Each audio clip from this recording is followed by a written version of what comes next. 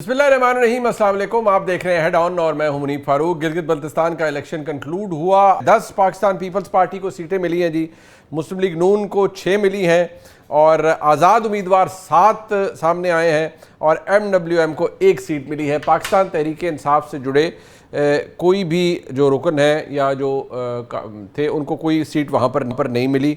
Pakistan peoples party मजबूत position में नज़र आती है कि वो हुकूमत बनाए।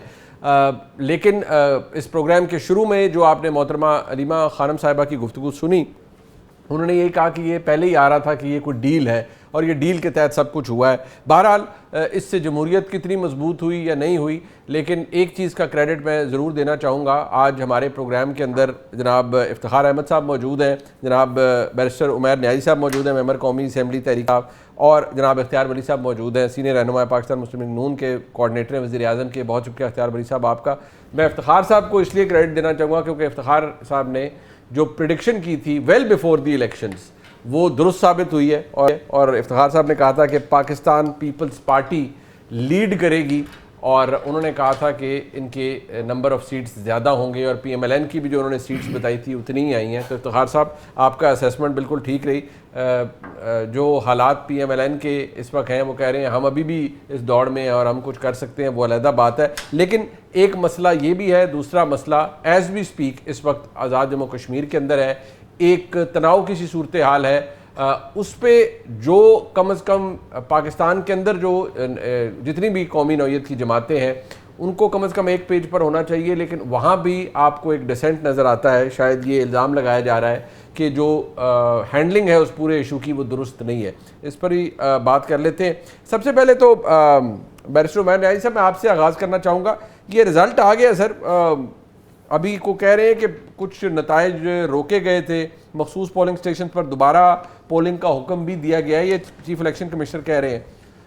फ्रैंकली आपकी कैंपेन भी कमज़ोर थी और ऐसा निकला भी कुछ नहीं, तो इसके बाद आप समझते हैं कि अभी भी पॉलिटिकली इलेक्टोरली पाकिस्तान तहरीक इंसाफ रेलिवेंट है इन जो गिवन सर्कमस्टांसेस हैं इनके अंदर? अच्छा मुनीब भाई, गिवन सर्कमस्टांसेस को आप जज करेंगे खाली पोल डे से नहीं, उससे पहले के सारे महरक़ात से कि जिस वक्त से इलेक्शन शुरू हुआ PTI ने एक प्लेटफॉर्म ढूंढा, एक पार्टी के साथ मुआहदा किया कि उनके सिंबल पे इलेक्शन लड़ना है।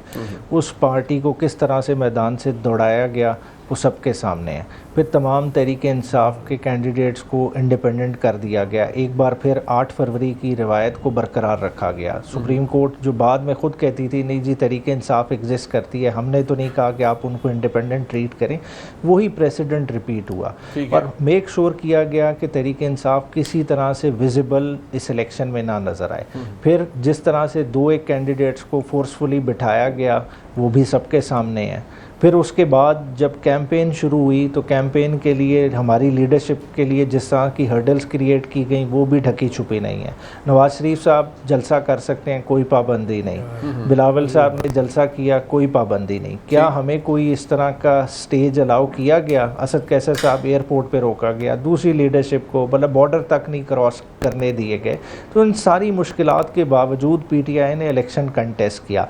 फिर जो इलेक्शन डे था उसमें आप देख लें अस्तोर की सीट के हवाले से और बाकी बैरिस्टर गौर जो खुद गए थे उन्होंने पूरी डिटेल के साथ उन चीज़ों को रिड्रेस किया कि किस तरह से इंश्योर किया गया कि तहरीक इंसाफ इस इलेक्टोरल रेस से बाहर है।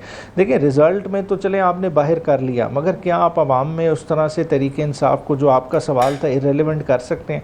देखें आज भी तमाम तर कोशिशों के बावजूद AJK का इलेक्शन राउंड द कॉर्नर है। PTI के पास हर सीट के लिए 4 से 5 कैंडिडेट्स हैं जो टिकट के लिए एस्पायर कर रहे हैं। पार्टी की तो मकबूलियत इस चीज़ से जज होती है। आज अगर आप जिस जमात को चलें, आप भी 10 सीटें दी गई, पंजाब में या दूसरे प्रोविंसेस में मकबूलियत का हाल देख लें, क्या उन्हें कैंडिडेट मिलते हैं इतने रेडली जितने PTI को मिलते हैं? तो PTI आज भी अपनी उमैर भाई कैंडिडेट्स तो उनके पास भी थे, बट देखें जब आप कहते हैं गिवन सर्कमस्टांसेस को हम एक खास पार्टी ने जी आप फरमाइए। देखें कैंडिडेट जिस तरह के खड़े किए गए, देखें PTI ने 22 सीटों पे कैंडिडेट दिए। 22 सीटों पे तो मुस्लिम लीग नून ने भी नहीं दिए, ना पीपल्स पार्टी ने दिए। तमाम सीटों पे वाहिद जमात है पीटीआई जिसने अपने कैंडिडेट पिच इन किए थे, मगर खाली मकसद क्या कि एक निज़ाम ऐसा बना हुआ है जो पोर्ट्रे कर रहा है कि नहीं, उन्होंने जिद बनाई हुई है कि पीटीआई को किसी शेप में। आपको तो पता होगा, आपको कितनी सीटें आप समझते हैं कि अगर इलेक्शन फेयर होता तो आपने वहां जीत जानी थी, आप वहां हुकूमत बना लेते? आप ये कह रहे हैं, मतलब इतनी पोजीशन थी आपकी? नहीं, फेयर इलेक्शन देखें, अगर फेयर इलेक्शन होता तो वो मिथ तो टूट गई ना, वरना हमेशा क्या होता था कि सेंटर को फॉलो किया जाता था। सेंटर में तो मुस्लिम लीग नून की गवर्नमेंट है, नून की तरफ तो मैंडेट नहीं गया ना, तो मैंडेट या पीटीआई के दरमियान था या पीपल्स पार्टी के दरमियान। इनकी कारतगी तो बिल्कुल सामने आ गई ना खुल के। तो उसमें अगर ये वाले फैक्टर्स होते, निशान हमारे पास डे वन से होता, हमारी कैंपेन होती, तो पीटीआई पूरी अपनी जो है ना कारकर्दगी दिखाती। नहीं सर, बट नंबर्स उमैर भाई, नंबर्स में बात ये है ना, आपके कई लीडरान तो अभी असद कैसे साहब कह रहे थे 20 सीटें हमारी, कोई कह रहा था हम स्वीप कर रहे हैं पूरा इलेक्शन। नहीं, मतलब दिस कांट बी हैपनिंग ना, ये तो इस तरह की असेसमेंट देखें, वो हर कोई अपने लिहाज से उस तरह की असेसमेंट देगा, मगर मैं कह रहा हूँ कि पीटीआई को आपने हाथ बांध के इस कॉन्टेस्ट में डाला है। हाथ बांधने के ओके, अच्छा चले, इफ्तिखार साहब बहुत अर्ज कर रहे हैं सर, एक मिनट, जब आपके हाथ नहीं बंधे हुए थे और कुछ भी नहीं था, तो आपके पास 10 सीटें आई थी 2020 में, तो कैसे आपने गवर्नमेंट वहाँ पे फॉर्म कर ली थी? तब तो कोई भी रुकावट नहीं थी ना, मतलब लोगों को साथ इंडिपेंडेंस को मिलाया होगा। नहीं माय डियर सर, बात आप भी मुनीब साहब बड़ी समझने की करें। जी जी, ये जो खेल है ना कि हमारे हाथ बांध दिए, पाँव बांध दिए, अगर हुआ तो गलत हुआ, ऐसा नहीं होना चाहिए था। जमहूरी अमल में ऐसा काबिल कबूल नहीं है। बट वो अगर बांध के हुआ है। एक सेकंड, जब नहीं हुआ था तो तब 10 सीटें थी। अच्छा, आप ये कह रहे हैं कि जब आपके हाथ खुले हुए थे तब भी आप 10 ही ले पाए? 10, और फिर आपको मिलकर गवर्नमेंट के फॉर्मेशन करनी पड़ी। गवर्नमेंट थी खान साहब। जी हाँ, ये मैं अर्ज कर रहा हूँ जनाब, तो उन्होंने 2 बातें कही है ना कि जिसकी मरकज में हुकूमत होती है उसकी वहाँ पे होती है, और अच्छा, तो मैं कह रहा हूँ उसका 10 सीटें थी आपके पास अपनी, बाकी तो आपने फिर इत्तेहाद करके गवर्नमेंट फॉर्म की थी, फिर उसमें एक आदमी छोड़ गया और वो सारा का सारा सिस्टम को कोलैप्स हो गया। दूसरी बात ये है कि ये दोस्त बिल्कुल सही कह रहे हैं। मुझे बताएं, अस्तौर में तो आपके पास उम्मीदवार भी नहीं था। अभी आपने अस्तौर का तज़किरा किया कि वहाँ पे बहुत धांधली हुई। अस्तौर में तो आपने कैंडिडेट रिपोर्ट नहीं किया। जो आपकी लिस्ट है 23 की, इसमें 24th आदमी जो है वो अस्तौर वाली सीट का जो खाली पड़ी है। देखिए, बात यह है कि टोटल वोट जो पड़ा, सही पड़ा, दबाव के तहत पड़ा, कुछ पड़ा, 10% वोट आपको मिला इन इलेक्शनों में। अगर आप चाहते हैं तो मैं कॉन्स्टिट्यूंसी वाइज आपको बता देता हूँ, 3 जगह पे ऐसी पोजीशन थी आपकी जहाँ पे आप रनर अप रहे आउट ऑफ दिस 24 सीट्स। मतलब आपको तो इसका मतलब है वोटर सप्रेशन या कोई ऐसी चीज आप रिफ्लेक्ट नहीं करती, आप ये कहते हैं? Absolutely not. मैं कह रहा हूँ कि 3 जगह पे ये रनर अप रहे। कैसे रनर अप रहेगी? वो वहीं पे इलेक्शन हो रहा था ना। अच्छा, नहीं चले, ये इफ्तिखार साहब एक अहम पॉइंट है, बट मैं इख्तियार वली साहब, मुझे सिर्फ ये बताएं कि आपके तो हाथ नहीं बंधे हुए थे जो उमैर न्याजी साहब की जमात के थे ना। आपके पास तो आपके मिनिस्टर्स जा रहे हैं, फेडरल कैबिनेट के ऑनरेबल मेंबर्स जा रहे हैं, कोई प्रोजेक्ट अनाउंस कर रहा है, कोई क्या अनाउंस कर रहा है, मतलब उसके बावजूद भी आप मतलब ऐसे ही है, मतलब आपको एजाजी नंबरों से ही को पास हुए लगते हैं मुझे। हमारा केस जरा थोड़ा सा मुख्तलिफ है मुनीब साहब, वो हुकूमत में रह के भी मुश्किल है। मुश्किल तो मैंने नहीं बोला, मैंने मुख्तलिफ। अच्छा, मुख्तलिफ, हाँ, नहीं मुश्किल आपको कहाँ से आई? मुश्किल नहीं, मुख्तलिफ है। वो परवीन शाकिर का बड़ा अच्छा शेर है कि क्या कह रहे हैं कि कमाले ज़ब्त को मैं भी आजमाऊंगी, कमाले ज़ब्त को मैं भी आजमाऊंगी, मैं अपने हाथ से उसकी दुल्हन सजाऊंगी। अच्छा, तो खैर हमारा दुल्हन कौन है? दुल्हन छोड़ दे, वो जीवी की हुकूमत ही समझ ले आप, जीवी के। अच्छा, चले ठीक। लेकिन मैं आपको बताऊं कि ये जो उमैर भाई कह रहे हैं ना, ये उमैर भाई से very bright and very soft face of Pakistan Tehreek Insaf, मैं हमेशा इनकी दिल से रिस्पेक्ट करता हूँ और बहुत इज्जत करता हूँ। लेकिन कुछ चीज़ें जो है उमैर भाई जो है वो गलत फरमा रहे हैं, उसकी करेक्शन ज़रूरी है। जो मियां नवाज शरीफ साहब गिलगित बल्तिस्तान में गए थे, वो एनओसी लेकर गए थे। बिलावल भुट्टो जरदारी साहब एनओसी लेकर गए थे, इलेक्शन कमीशन की इजाजत से वहां पर गए थे। जो दीगर लोग गए थे मेरे समेत सब एनओसी लेकर गए थे। बैरिस्टर गोहर ने भी एनओसी ले ली थी। शानदाना गुलजार ने भी आपकी कैंपेन की, शाहिद खटक ने भी आपकी कैंपेन की, तो सलमान अकरम राजा जो है वो एनओसी क्यों नहीं ले सके? उनको भी ले लेनी चाहिए थी। असद कैसर साहब को किसी ने रोका नहीं था, जिस फ्लाइट से वो रह गए थे उस फ्लाइट में मैं भी था और ख्वाजा साहब रफीक साहब भी थे। तो इसको ये ना कहें कि मतलब वो कोई आपके लिए फ्लाइट जो थी तो वो रोक दी गई या मिस कर दी गई। लेकिन आपके मिनिस्टर भी तो जाके बहुत कुछ करते रहे ना अख्तियार भाई, आपके मिनिस्टर जाके प्रोजेक्ट अनाउंस करते रहे, that was against the code of conduct. Sir मैं उस पर आता हूँ। जहां तक बात है 24 हलकों की, पाकिस्तान तहरीक इंसाफ के पास आधे हलकों पर भी उम्मीदवार नहीं थे।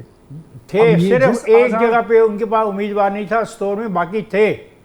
ये आपकी स्टेटमेंट दुरुस्त नहीं है।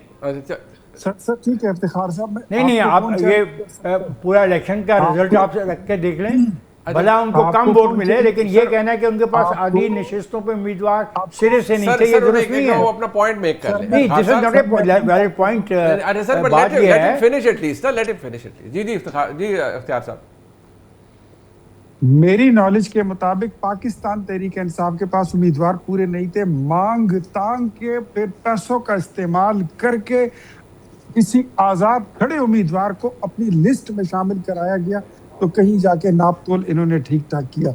इनका कोई जलसा करने का इनकी वहां पर कैपेबिलिटी नहीं थी, वोटर इनका नहीं था। वहां पर जितने सर्वेज हुए हैं, हबीब अकरम साहब जो हमारे एक बहुत बड़े नाकिद हैं, उन्होंने भी एक सर्वे किया तो उसमें पीटीआई का कोई जिक्र नहीं आया। इनके अलावा भी कई सर्वे हुए जिसमें पीटीआई का कोई जिक्र नहीं आया। पब्लिकली भी वहां पर ये परफॉर्म नहीं कर सके। गुज़श्ता हुकूमत वहां पर पाकिस्तान तहरीक इंसाफ की गुजरी थी, खालिद खुर्शीद इनके वजीर आला थे, वो कोई काम नहीं कर सके। बिल्कुल ऐसे ही जैसे इमरान खान 4.25 साल में उन्होंने 4 भैंसों की नीलामी के लिए 55 लाख का इश्तिहार लगा दिया था और 44 लाख में सारी भैंसें फरोख्त कर दी थी। तो यही परफॉर्मेंस खालिद खुर्शीद साहब की थी। कौन इनको वोट देता, कौन इनका जलसा कराता, कौन इनको वेलकम करता, दे वर टोटली इररिलेवेंट। और मैं आपको बताऊं कि पाकिस्तान में अब जहां जहां इलेक्शन होगा, फ्री एंड फेयर होगा, पाकिस्तान तहरीक इंसाफ उसमें से इररिलेवेंट होती चली जाएगी। बिकॉज ऑन ग्राउंड इनकी परफॉर्मेंस कोई नहीं है, लेकिन सोशल मीडिया पर आ जाए। इख्तियार वली साहब, there is a valid question now. Ikhtiyar भाई, मेरा एक जुमला सुन लीजिए, फिर आप सवाल कीजिए। सोशल मीडिया पर आएंगे तो आपको 24 हलकों पर इनके 65 उम्मीदवार पास होते हुए दिखाई देंगे। ये चमत्कार ये अच्छा चले वो तो ठीक है, आप थोड़े सिनिकल हो गए ना, आप तंज कर रहे हैं उन पे, लेकिन फैक्ट ये है उनकी तो कोई आप कह रहे हैं कारकर्दगी नहीं, वो कहाँ से, वो आपने उनके हाथ पैर बांधे हुए हैं बकौल उनके। बट सवाल ये है, आपकी तो बड़ी कारकर्दगी थी ना, तो आप भी मतलब मैंने कहा एजाजी नंबरों से बस पास हुए हैं, धक्का धुक्का लगा के इतना। ठीक है ना, मियाँ साहब को भी जहमत दी आपने खामखा। Sir this is the beauty of democracy.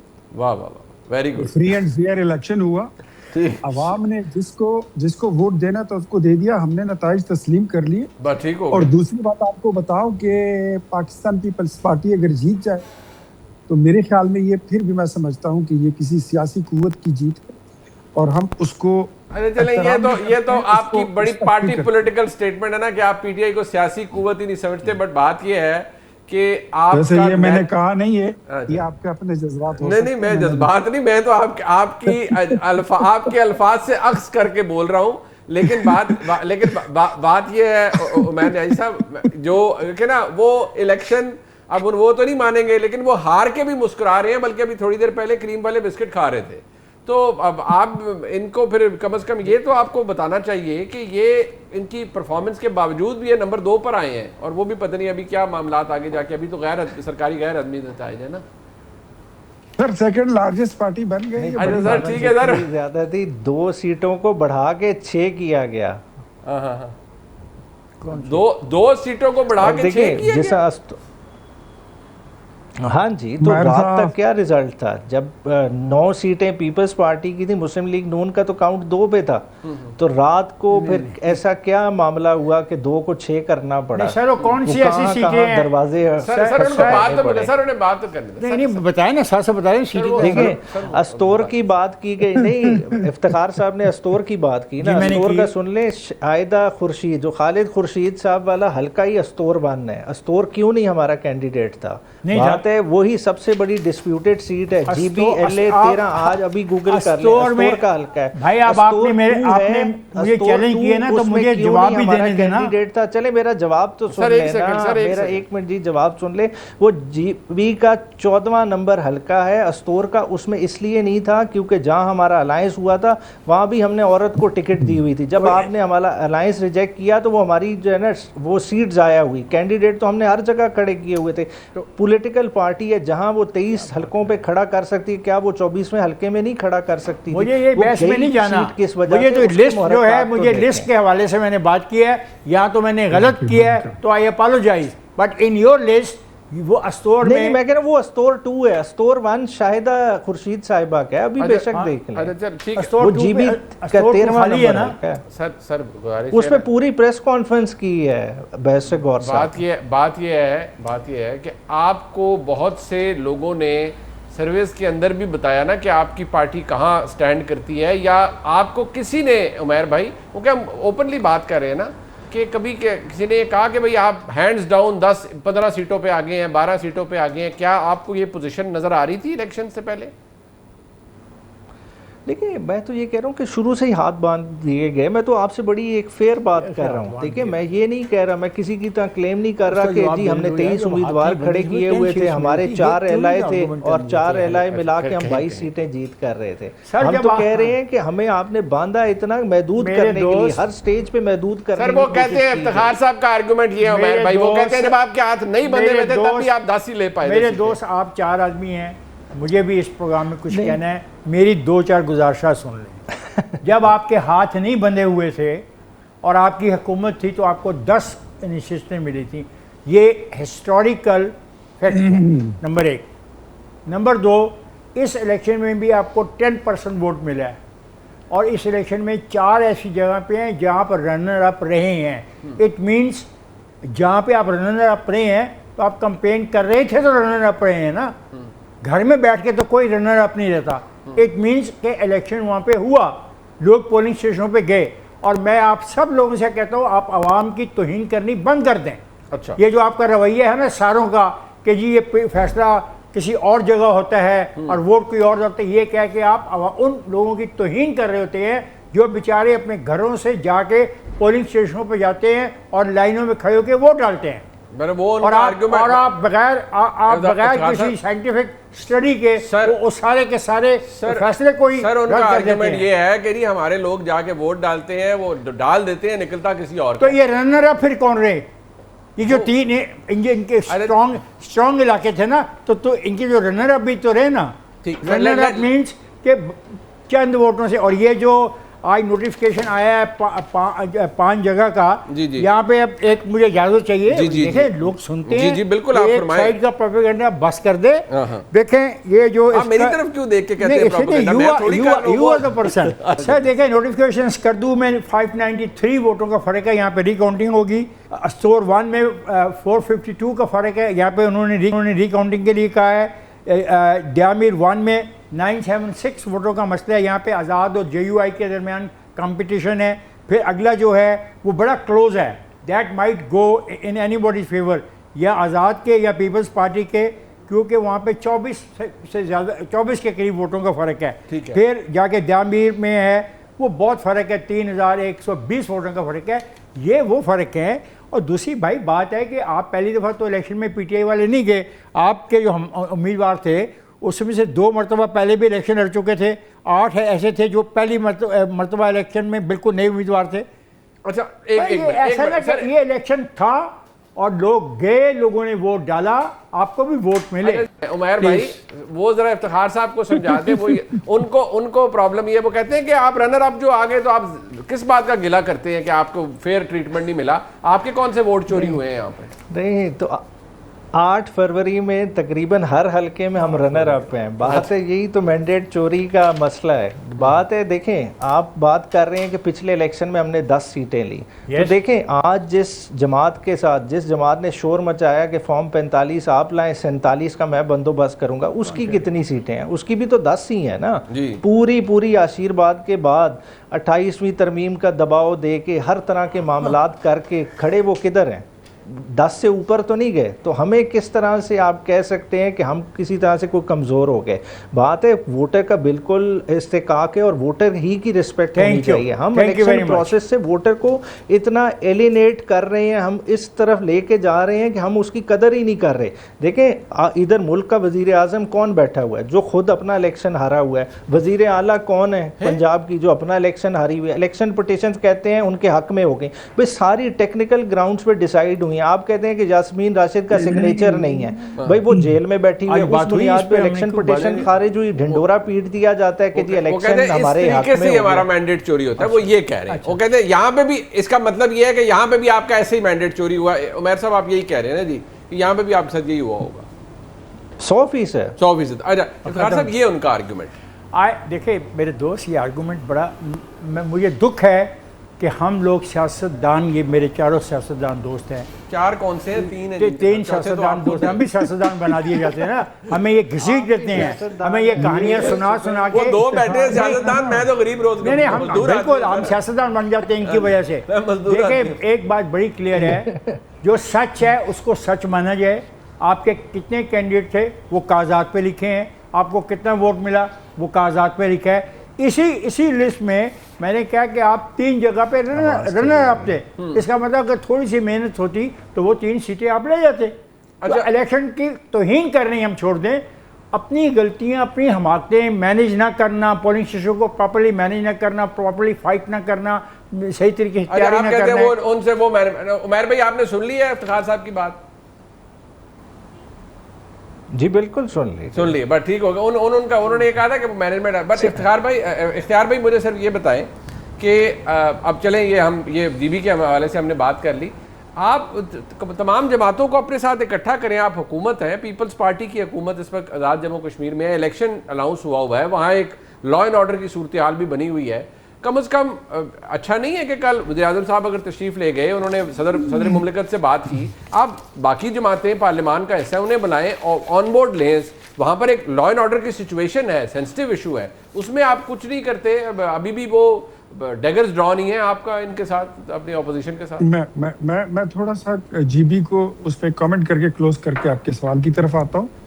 देखिए, जीबी इलेक्शन में पाकिस्तान पीपल्स पार्टी, मुस्लिम लीग नून, जिसको जब मैंडेट मिला वो एक अलग बात है, लेकिन वहाँ पर पाकिस्तान तहरीक इंसाफ को बुरी तरह मुस्तरद किया गया। और जो गुज़श्ता इलेक्शन हुआ था वो इनकी हुकूमत में हुआ था जीबी में, और वो एक धोंस का इलेक्शन था।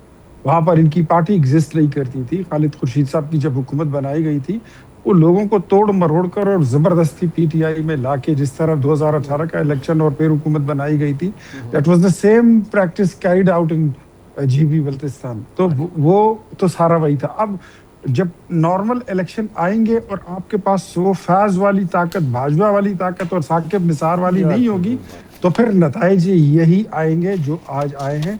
You are standing nowhere, even in the middle of nowhere. जहां तक आपने बात की कश्मीर की, तो सर मैं आपको बात कि हमने तमाम पॉलिटिकल पार्टीज को ऑन बोर्ड लिया है, और ये भी मैं रिकॉर्ड पर लाना चाहता हूं कि तमाम पॉलिटिकल पार्टीज जो हैं वो हेल्प करने के लिए तैयार हैं। कोई पार्टी नेगेट नहीं कर रही, कोई जो है वो सर नहीं हिला रही। पाकिस्तान तहरीक इंसाफ जो है वो अभी तक इसमें तावन नहीं कर रही। हम ये समझते हैं कि वहाँ पर पॉलिटिकल हल निकल आए, वरना तशद्दुद का रास्ता तो वो लोग अपनाए हुए हैं और रियासत सब्र ही कर रही है। और पाकिस्तान तहरीक इंसाफ शायद वहाँ पर भी किसी सानहे का इंतजार कर रही है। दैट्स वाई वो खुलकर उस मामले पर ना बोल रहे हैं और ना उस पर कोई पोजीशन ले रहे हैं।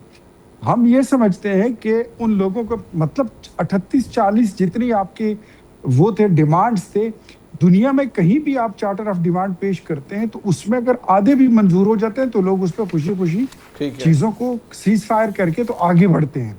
यहाँ पर तो 95% मुतालिबात इनके पूरे किए गए थे, तो जो वो कर रहे हैं ये एजेंडा फिर कश्मीर का भी नहीं और कश्मीरियों का भी नहीं। अच्छा, मुझे फिर किसी और का है। मेहर भाई, आपके नज़दीक क्या जो हैंडलिंग है इस इशू की, देखिए कंसर्न है स्टेट को, जब आप रेट को चैलेंज करेंगे स्टेट रिस्पॉन्ड्स, ये तो काम नहीं हो सकता कि कोई एक कमेटी बना दी जाए और फिर वो इस्तेसाल करे पूरी रियासत का। 38 में से 35 मुतालबात माने जा चुके हैं, इलेक्शन शेड्यूल वहाँ अनाउंस हुआ है।